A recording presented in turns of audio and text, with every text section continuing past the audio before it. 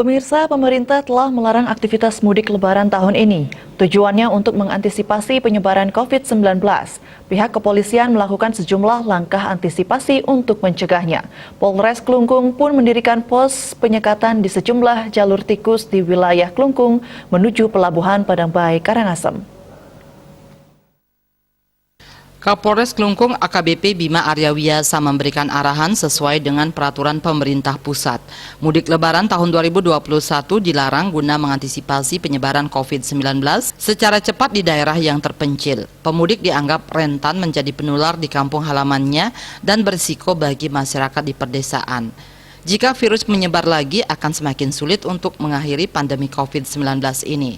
Pos penyekatan akan dibangun di beberapa jalur tikus yang ada di Kabupaten Klungkung untuk akses menuju Pelabuhan Padangbai. Hal ini guna mengantisipasi para pemudik yang berasal dari luar Provinsi Bali masuk maupun keluar wilayah Kabupaten Klungkung. Bagiarte Bali Pos melaporkan.